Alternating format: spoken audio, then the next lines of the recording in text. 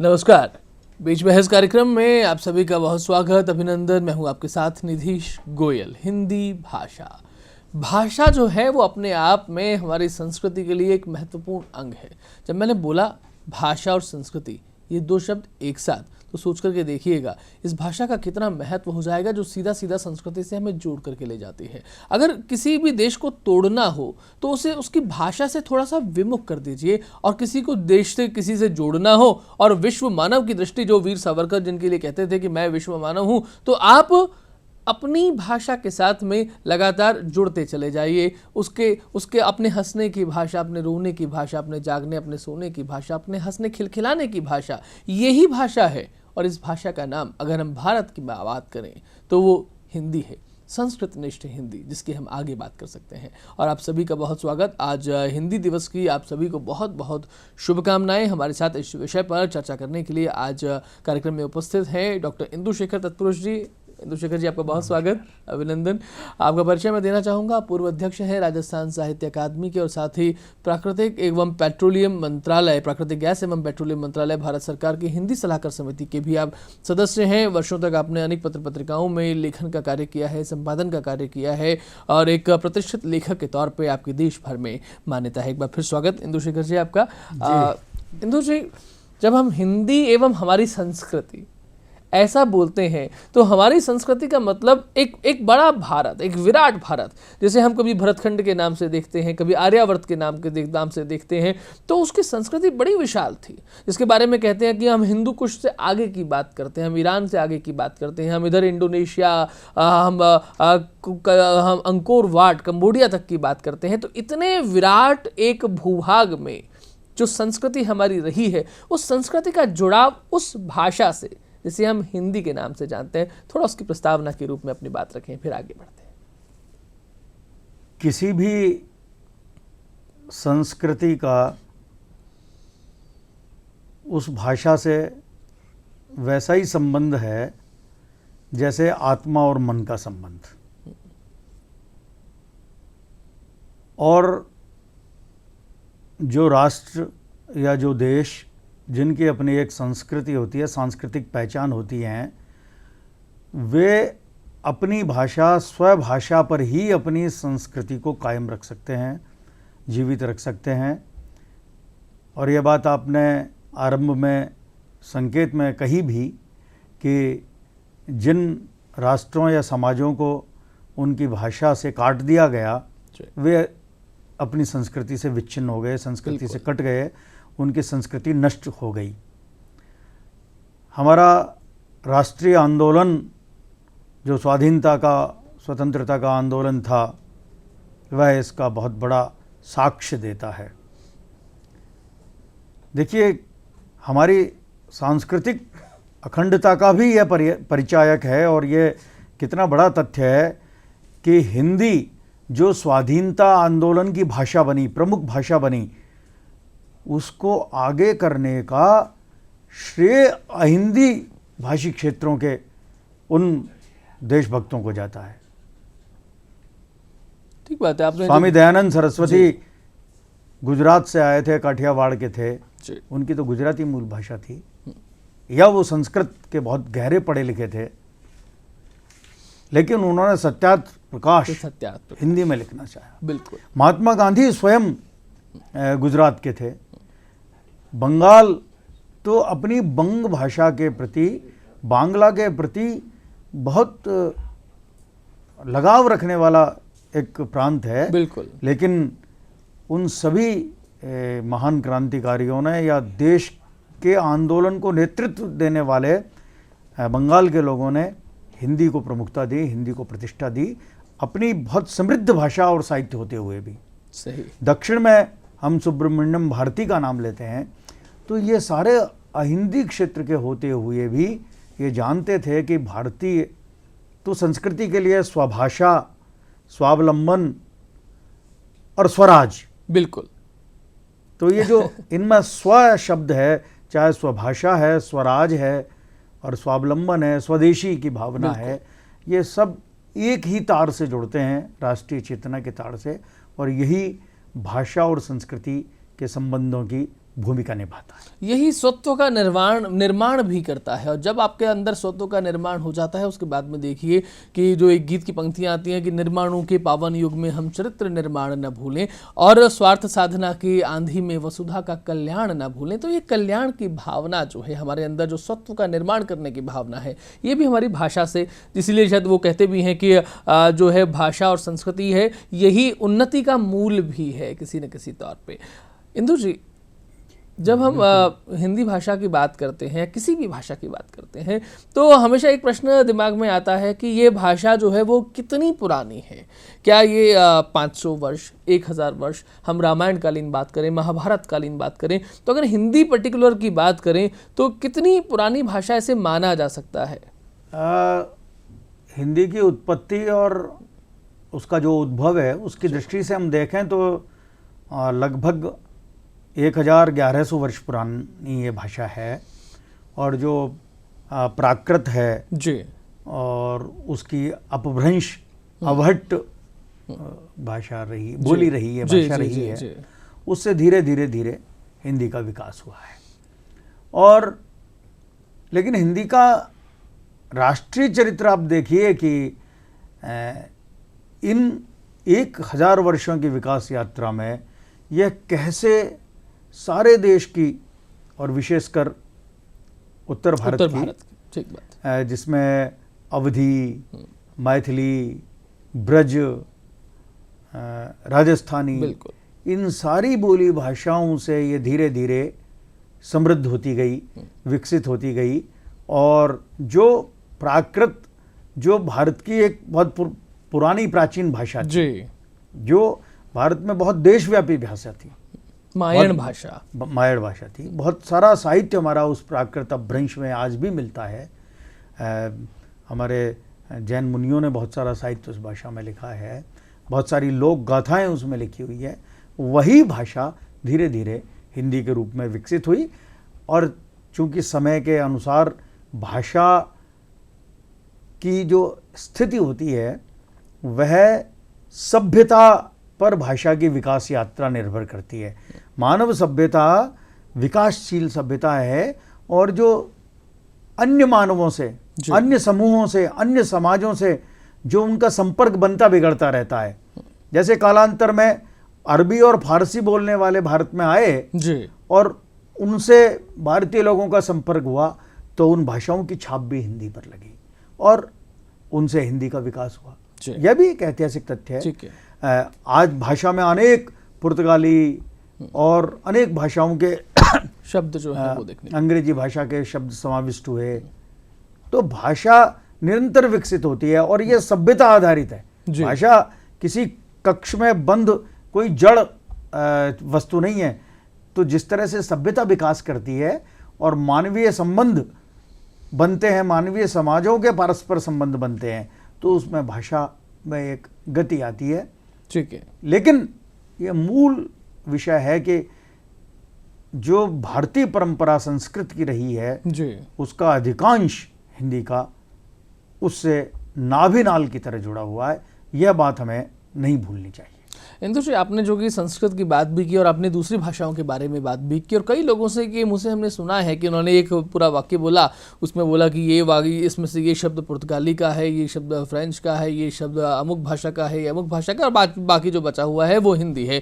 तो क्या हम लोग इस तरीके से इसको लें कि हिंदी अन्य भाषाओं के कारण से समृद्ध होती गई, या फिर इसका मतलब कई बार देखने में नकारात्मक रूप से भी ये लोग निकाल लेते हैं कि भाई हिंदी को दूसरी भाषाओं ने समृद्ध किया, वो स्वतः समृद्ध नहीं थी, इसलिए दूसरी भाषाओं का सहारा जो है वो लेना पड़ गया और उसके बाद में आपको मालूम ही नहीं चलता कि आप हिंदी बोल रहे हैं या फिर आप हिंदुस्तानी बोल रहे हैं।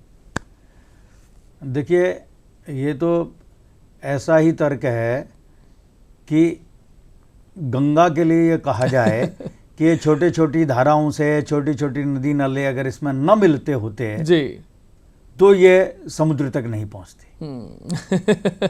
विद्यानिवास मिश्र ने संस्कृतियों के संदर्भ में एक बात कही है, लेकिन उदाहरण उन्होंने नदी का ही दिया है और वो भाषा पर भी लागू होता है कि जिसमें दूसरों को मिलाने की क्षमता होती है अपना प्रवाह रखते हुए, जी, जिसका प्रवाह अधिक शक्तिशाली और क्षमतावान होता है, सक्षम होता है, वेग जिसमें अधिक होता है, जिसका पाठ बड़ा होता है,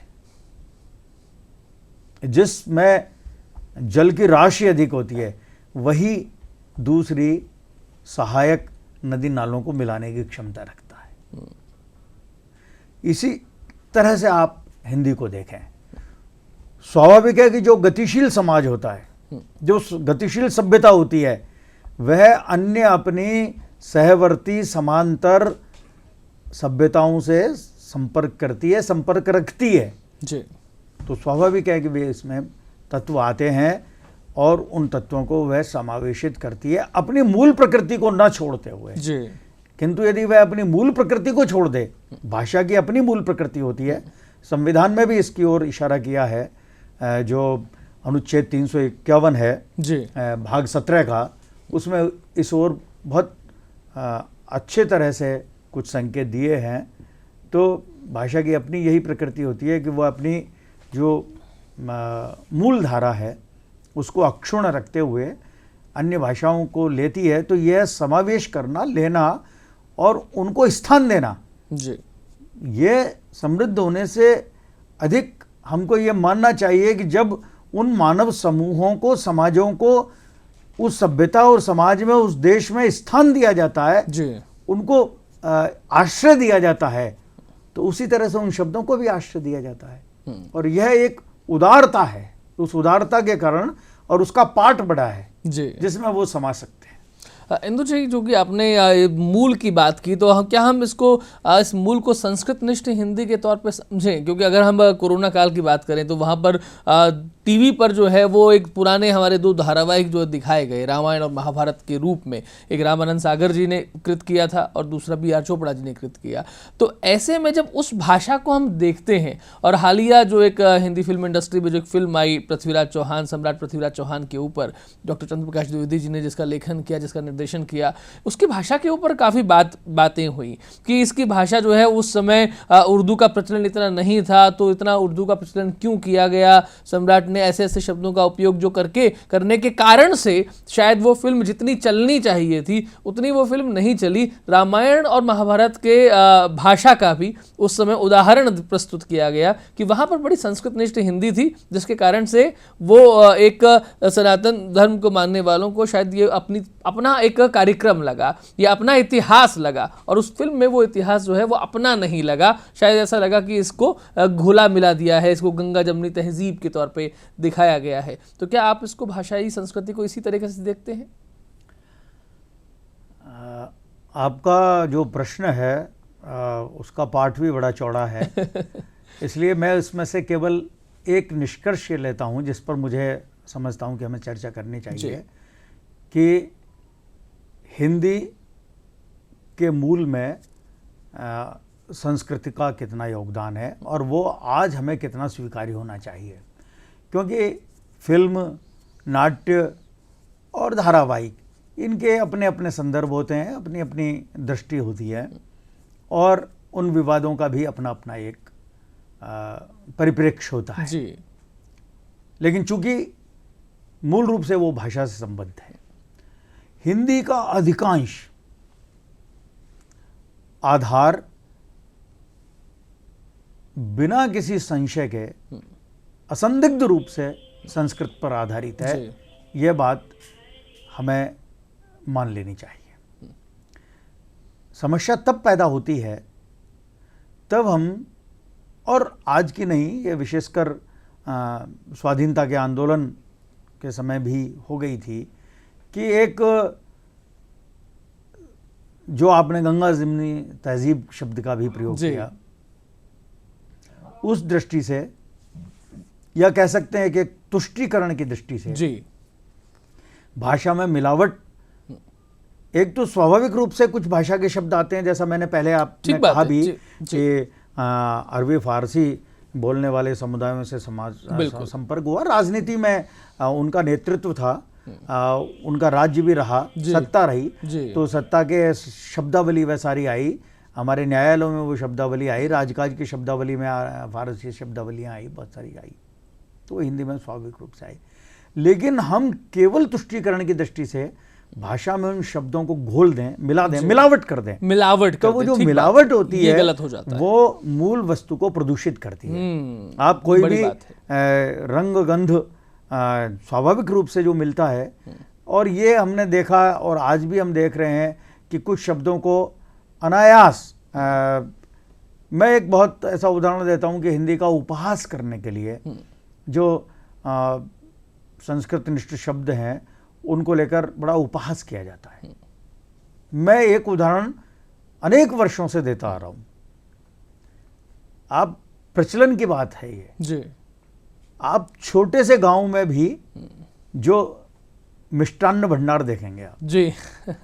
अब आप जरा लिख के देखिए किसी कि मिष्टान्न शब्द सरल है या कठिन शब्द है। ये एक कठिन शब्द में आता है मिष्टान्न, और लिखते भी मिष्ठान्न है, टै को ठे कर देते हैं, वैसे होता टै है। अब मिष्ठान्न शब्द प्रचलन में आ गया तो अनपढ़ भी मिष्टान्न भंडार बोलता है, क्योंकि वो हमारे उपयोग में आ गया जी। चीजें उपयोग से प्रचलन में होने से होती है। संस्कृत निष्ठ कह के मैं तो बल्कि उसको संस्कृत मुखी कहता हूं। ठीक है। हिंदी को उर्दू मुखी बनाने की प्रयास किया गया, और हिंदी स्वभाव से संस्कृत मुखी थी जी। तो हिंदी को उर्दू मुखी बनाने के कारण ऐसे शब्द जो सीधे सीधे समझ में आते थे, लेकिन उनको बाहर निकाल के और उनकी जगह पदस्थापन किया गया, विशेषकर फिल्मों में, गानों में।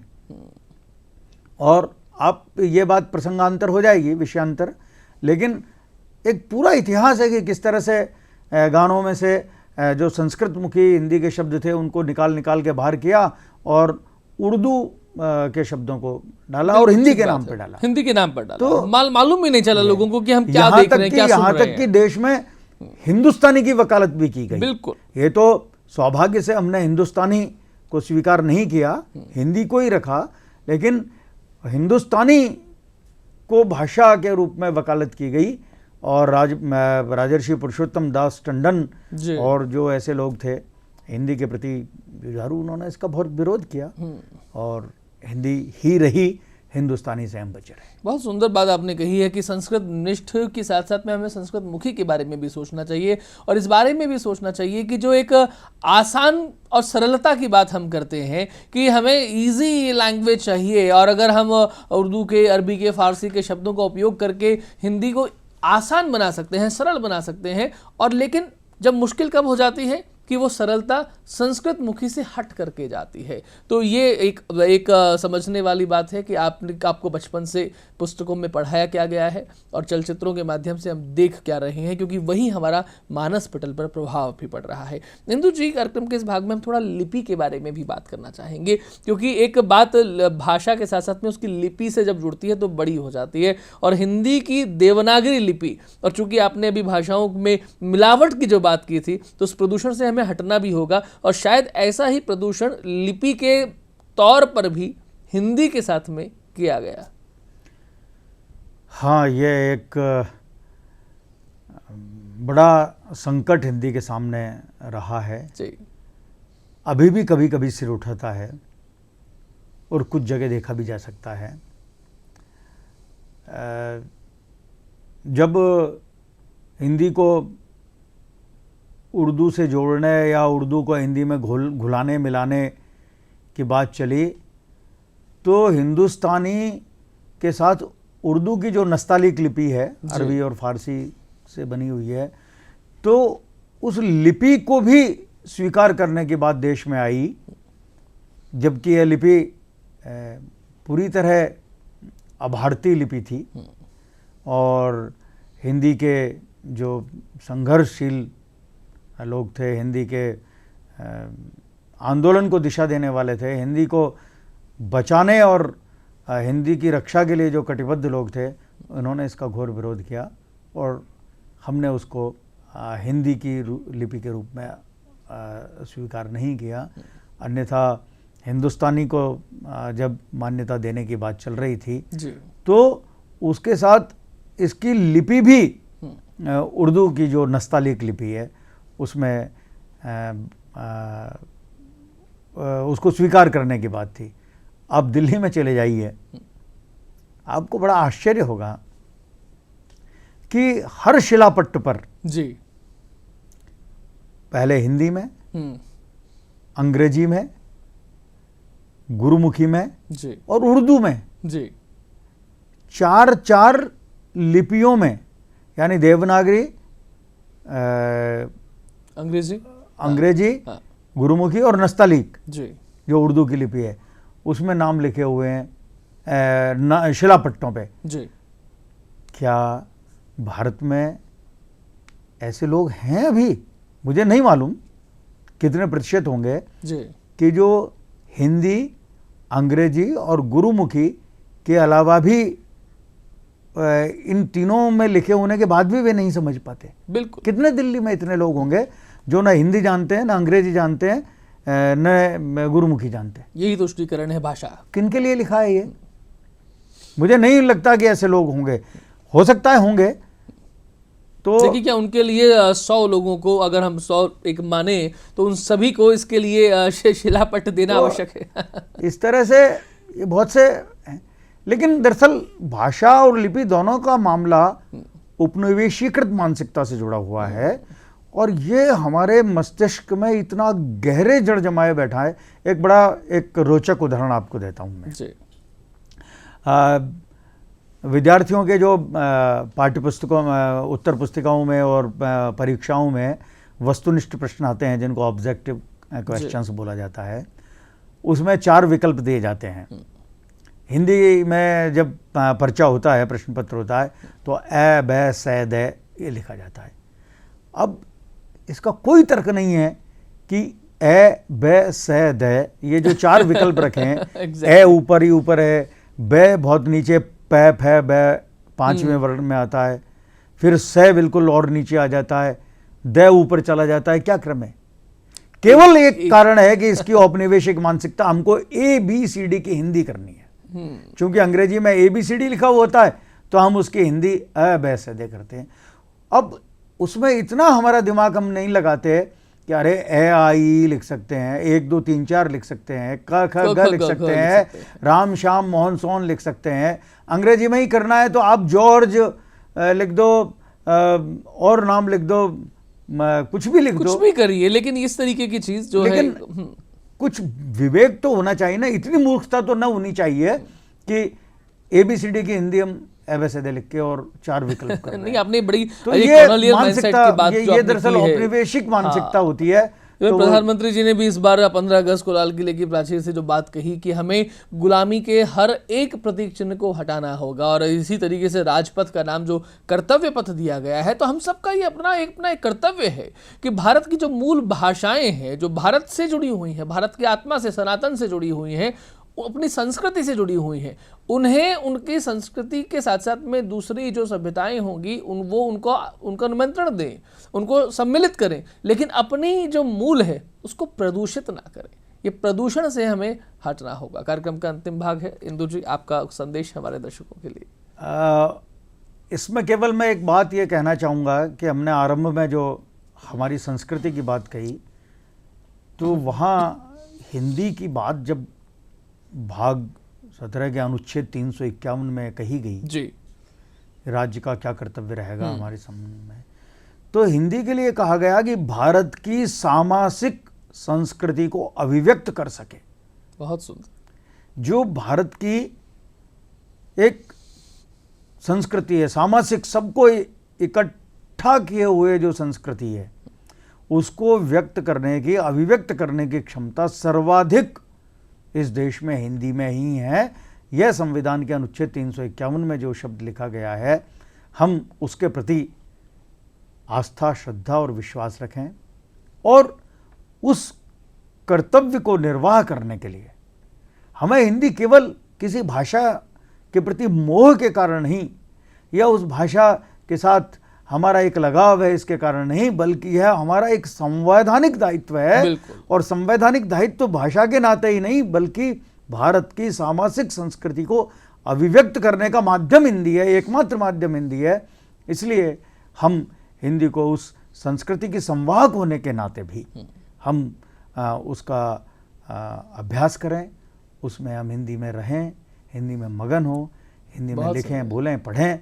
इसी शुभकामना के साथ मैं आपको और हमारे सभी दर्शकों को शुभकामनाएं देता हूँ बहुत हिंदी दिवस शुभकामनाएं की। आपको भी और इंदु आपको जी। बहुत और बहुत जिस धन्यवाद। तरीके से आप जो कार्य कर रहे हैं हमारी भाषा के लिए, हमारी संस्कृति के लिए, आप निरंतर इन कार्यों में आप मगन रहें और करते रहें, क्योंकि ऐसे लेख, ऐसी पत्रिकाएं जिनसे भारत जो है वो छलकता है। और जिस तरीके से प्रधानमंत्री जी ने अपने भाषण में कहा था कि भारत का जो इतिहास है ये एक मीठे पानी का झरना है और इसे आकंठ जो है वो इस मीठे जल को आप पी लीजिए, लेकिन इसको पीने के लिए आपको संस्कृत मुखी हिंदी, जिसमें भारत की आत्मा, भारत की संस्कृति छलकती है, इसे समझना होगा, इसे गले से लगाना होगा, इसे हृदय से लगाना होगा। और उसके बाद में देखिए आपका आनंद जो है वो और बढ़ जाएगा, वो व्यापक हो जाएगा। और वो कहते हैं कि अपने सुख को विस्तृत कर लो, सबको सुखी बनाओ। उस सबको सुखी बनाने का रास्ता हिंदी से जाता है। आज के कार्यक्रम में इतना ही। सभी दर्शकों का भी बहुत धन्यवाद देते हैं। इंदु जी, एक बार फिर आपका धन्यवाद। नमस्कार। जय हिंद, जय भारत, वंदे मातरम। वंदे मातरम।